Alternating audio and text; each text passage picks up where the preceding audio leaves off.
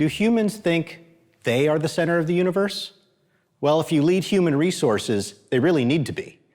Our own Chief Human Resources Officer, Nancy Hauge, will tell you how she puts humans at the center of everything we do and how you can too. You'll hear how we have been able to vastly improve employee experience and business efficiency right here at Automation Anywhere and beyond. Nancy? Hello, I'm Nancy Hauge, and I am the Chief Human Resources Officer at Automation Anywhere. Today we're going to talk about putting humans at the center of human resources. I know that sounds a little odd, but hang with me here. Let me show you what I mean. You know, when I started at Automation Anywhere, our CEO asked me a question that was really engaging. He said, Nancy, what do you think the role of human resources is when 30% of the workforce isn't human? So what is that role? What will HR do? I think that what HR is going to do is have to become accustomed to two new workforces, the automated one and the new human workforce that will emerge when automation is fully realized. When the automation workforce joins your human workforce, automation will do the work that automation can do. But in the future, humans will only do the work that only humans can do. We're going to chat a little bit about what work is suitable for automation and what work is suitable for the human beings that work with you every day. So, I will introduce you to the new workforce, one that is automated and one that is not stuck in the industrial age. Once you have unburdened the human beings that you work with from this industrial age, mundane, repetitive work that is suitable for automation, a new renaissance is likely to emerge. I have found that every time I have automated a process, I have taken camouflage off of human capabilities, and I have allowed myself to see skills, knowledge, ability, capabilities that I couldn't see when I defined the roles in my company in the old industrial age. So, what does automation do, and what does a human do in the workplace? Well, only humans can care. So let's let humans be humans in the workplace. And let's think a little bit about others who are doing this and why they're doing it. Most human resources organizations that have started into automation have done so for a variety of reasons, but I think the biggest one is to remain relevant in a changing world. HR organizations are often slow to adopt to new technologies, and that's fine if it's a technology that only affects one function in your organization. But when we think about automation, every function is going to be affected. And whether you've adopted it now as an early adopter or whether you're allowing other organizations to move on with their automation journey, you have to be fluent in the language of automation, and you have to understand what the outcomes are of automation, or your relevance in terms of being able to affect the future workforce will diminish. What are the elements of relevance here? Well, the first thing is the competitive landscape, the market that we're in terms of how we're attracting talent into the organization. It's made efficiency in terms of your processes around pulling people into the organization very, very important. And lots of organizations are using automation to boost their ability to streamline the time to hiring, to make certain that offer letters are perfect. And they're using it to boost retention processes as well. We'll take a look at what that looks like. The other thing other organizations are working on today is the evolution of the employees in terms of what kind of workforce we're bringing in. The younger Generation Z is already using some technologies that we don't use in the workplace yet. They are going to demand to have equal kinds of tools available to them as we ask them to fulfill their roles inside a company as they're using in terms of fulfilling their roles socially and in an entertainment environment. So we can't be any less relevant in terms of technology than the games that they deal with or the social media that they're dealing with. And finally, we know that HR is a critical component to the strategy of any company. And so HR leaders are using automation to allow their teams to focus on creating what I would refer to as future-proof workforce strategies. So how does human resources stay ahead of the curve? First, by putting humans at the center of every process. Improving efficiency in and out of human resources is great in terms of putting humans at the center. You certainly want to make them the center of all of our processes, but you want to make certain that humans are at the center of every job description. You want to help people fulfill their hopes and dreams. You want to make certain that we can listen and hear what it is that people hope to achieve with their own careers, and make certain that we can find how we contribute to that. And make certain that our workplace is more human from that perspective. And finally, we certainly want to always make significant impact on the business, and whether that is through efficiencies and cost savings, or whether that is driving organizational agility, having access to talent that we have not seen before. All of these things provide a human resources function to stay ahead of the demands of the future of work. So let's think about how we put humans at the very center of the automation journey. We should start by taking the robot out of the human and thinking about a partnership between robots and humans that allows people to do what they're really good at and automates the things that should be automated. When you automate work, when you take the mundane and routine away from a human being, what you leave them with is what humans do best, which is creating and innovating, discovering, brainstorming, thinking, learning. It's human. It's what human brains are designed to do. And we leave the robots to do the work that's robotic in nature. So what is a bot? I prefer to call them a digital colleague. But this robotic technology automates the manual, rule-based, and repetitive activities. It can be relatively easily implemented. Bots, which is software, can gather information, analyze and record data, communicate with users, and even anticipate outcomes, interacting with applications just like humans do. It's rule-based. It's if this, then that.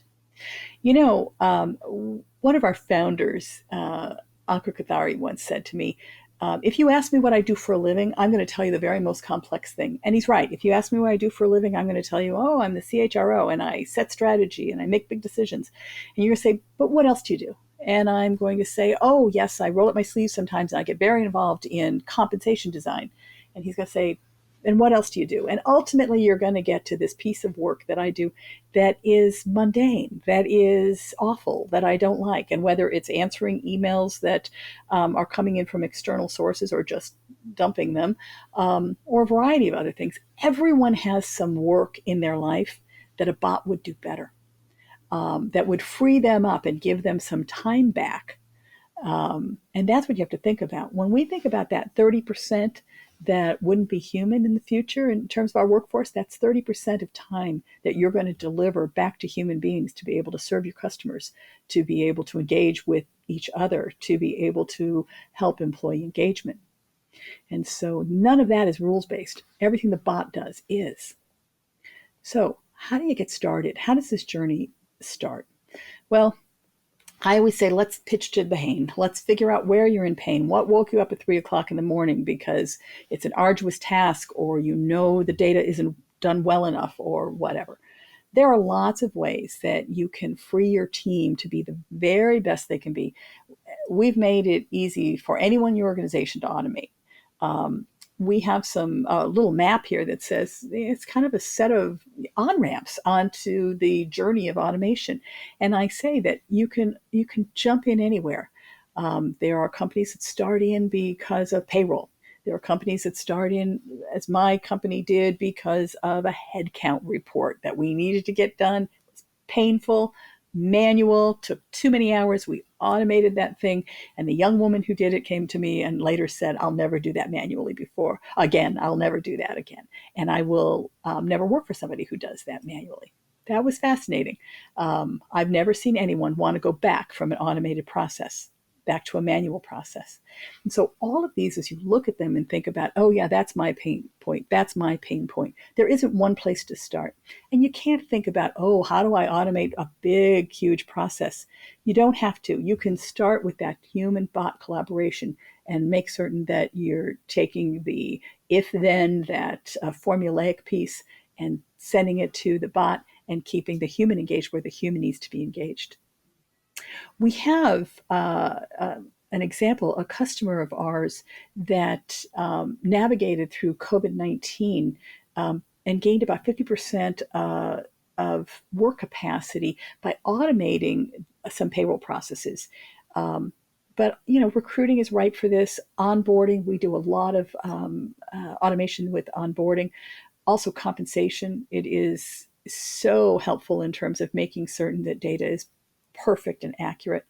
All of these can be highly automated, and they free up your team and everyone in the organization for more meaningful work. So there's any variety of places where you might want to jump in. And as you look at this, I know probably you're thinking, oh yeah, that's the area I have a problem with. Let's take a look at a couple of companies and what they solved for. I always find it interesting to look into somebody else's window through this. So let's share the story of one of our customers who had challenges managing a continued education benefit. They needed to improve their employee satisfaction around their higher education application process. It's a difficult challenge. They had a manual validation that had to occur with 10 different steps to ascertain an applicant's eligibility for these programs. There were 3 different applications, and they had to be referred to different places for validation. And there were 2,000 plus accredited colleges and universities that anybody could participate in. So just multiples of complexity here, but mundane complexity. And it generally took 6 days to approve an application. And that meant multiple follow-ups, information wasn't correct, all sorts of stuff like that. So after automation, they improved the turnaround time on this process by 83%, which is huge. And by through a survey, they discovered they had increased their employee satisfaction with this process by 44%, moving it into an 88% kind of NPS approval. That is amazing. And they also had no follow-ups. They eliminated the follow-up process. These are great results. If you stop and think about the people who ran these processes, the people who ran the process from the HR side and the people who were trying to have these applications approved, it was probably enormously dissatisfying for everybody on both sides of that equation. And so when you improve this process, you improve both the people who are administrating it and the people who are the engaged in the process. That is gives huge impact. I would imagine that the 44% employee satisfaction went up with the users of the process. I bet employee satisfaction went up 100% in the administrators of the process. So how do you help through automation? How do you help employees fulfill their hopes and dreams? This is a particularly fun one for me. We recently decided to challenge ourselves around the ability to create customized career development plans for all of our employees. It's something you could never do without automation. It's too arduous. The kind of information that we wanted to collect, that we did collect, was simply too massive to have any human do the analysis. And so we designed a process understanding that would be entirely run through automation. Rather than saying, here's a process, how do we automate it? We started with automation and said, how do we do something better by using automation? Not only better, how do we do something that's never been done before?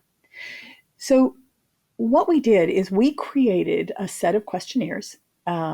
We created questionnaires for managers. We created questionnaires for employees, asked a variety of things, and then taking that data, and it was about 130,000 data elements that were created. It would have taken a human, 500, 600 hours to be able to go through this data. what we did with the bot is we created the ability for a manager to have a roadmap to an employee's satisfaction.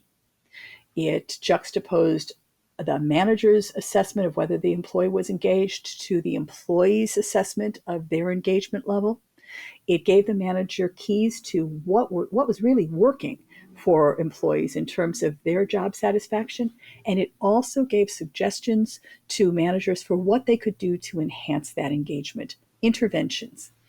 It is a remarkable piece of automation that has allowed the human interaction to be far richer and to make certain that we can align a human being's wishes, hopes, dreams with what we're trying to do in our business and find those juxtaposition points so we can leverage that for both. We have about 150 bots in human resources. This is my favorite one. It just does something that I had never dreamed could be done. You would never do this manually. The data would be obsolete before you could get a human being to do this kind of analysis and create this kind of product. I am so proud of it and so intrigued by what it means for what we're going to be able to do in terms of enhancing the engagement and the joy that people have by working here. And then, of course, how do you make significant business impact? That's kind of our third leg on this stool. Well, let's chat a little bit. We have a customer who's a global pharmaceutical company, and they had a challenge with employee leave oversight. As you're aware, there are over 40 different kinds of leaves in a global organization, each with different local requirements. It can be a nightmare to manage that. So imagine trying to do that for 40,000 employees globally. They instituted a bot, and they gained 1,726 hours of capacity and over $550,000 of annual savings with just one bot. So, when you think about automating that, you have to say, what are you going to do with the extra time to start with? How are you going to deploy folks? I always say that when I get this extra time, it gives me access to my if-only list. No HR person ever said, if only I didn't have to do executive development, I could get back to data entry and analysis. The truth is, data entry and analysis and all this mundane work has always been an impediment to being able to do the work that you think is more impactful. You have to do this stuff. You have to do the routine and mundane. It's what keeps the trains running. But what really drives you forward, what really gives you the height and distance you need in terms of organizations is the stuff it's difficult to get to. Once you start automating this stuff, the freedom of time is just astonishing. So people often don't take leaves for great reasons. I mean, other than a new baby, most of the time people are taking leaves for a variety of difficult situations. And so their ability to automate this increased their employee satisfaction dramatically. It actually ended up being perceived as a far more human approach, making people feel far more cared for. Bots don't make mistakes. They make certain that people are notified about deadlines around leaves on time. And so this is a particularly human bot. This is one that particularly helps the human condition. We have an onboarding demo that we'd like to show you. It is with a product that we have called Ari. I believe in the future, everyone will have Ari sitting on their shoulder, helping them with the routine and mundane. Ari is a personal bot. We had a situation where companies had to pare down quickly last year in terms of COVID, some changes that happened to their business. As people get vaccinated, we need to think about how we will rehire more quickly. How do we automate getting people on board? And for lots of people then, and how do we do that continued on a remote basis? Some people are habituated to remote work, and other people, it'll take a while before they feel fully confident to come back into work environments. This onboarding bot really is a great secret to that being effective. Let's take a look. Significant business impact occurs when every employee is onboarded with automation. ARI makes it easy for any user to run and collaborate with bots, providing an intuitive interface to facilitate the interaction. With ARI, it's easy for anyone to use a bot. In this demo, I'll show you how your team can use ARI right from the web to automate the provisioning of software and hardware to new employees. First, log into ARI. Then, create a new request. Here you'll see several tasks that ARI can perform from various departments. We added these here to show you what it looks like, but the tasks you add to ARI are up to you. Any of these tasks can be completed with the touch of a button. No coding required. Select the employee onboarding processes, then input the candidate. You do this from a list of IDs, names, jobs, titles, or other indicator to find the right person. The input field is customizable, so you can do what works for your situation. Now, in this case, we couldn't find the right job on JobVite, so ARI is asking to correct it.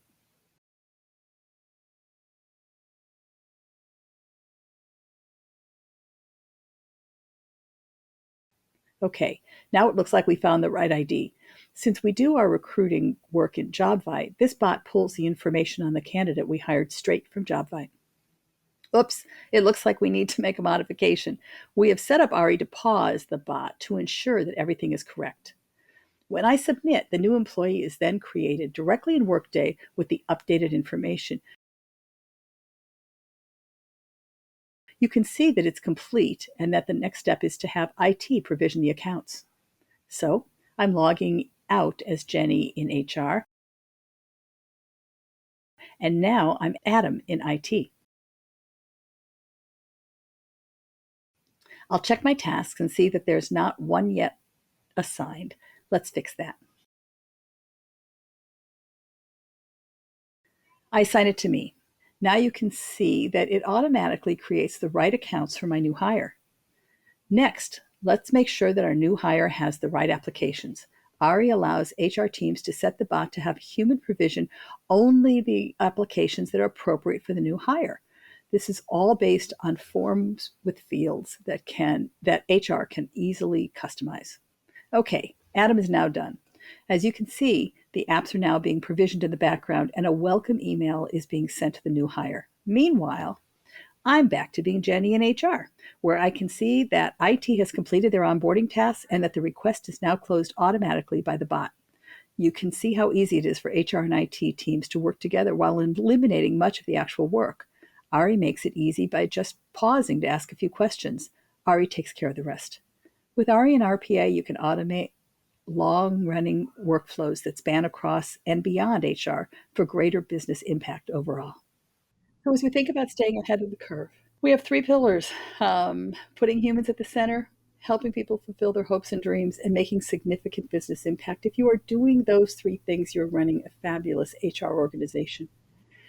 In the future, employees are going to want to do work that is appropriate for human beings. In the future, humans will only do the work that only humans can do.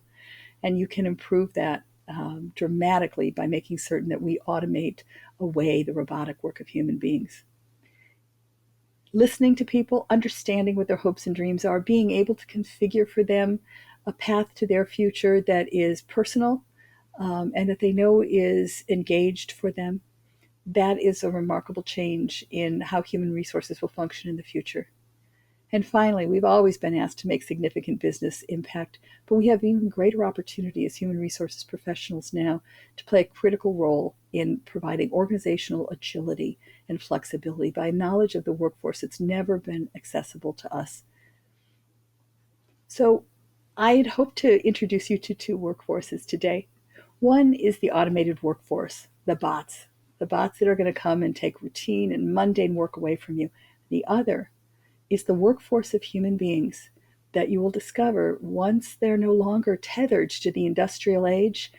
You're going to have access to their ability to think, to learn, to innovate, and yes, imagine all the possibilities that are yet undiscovered. Thank you for joining me today. Go be great.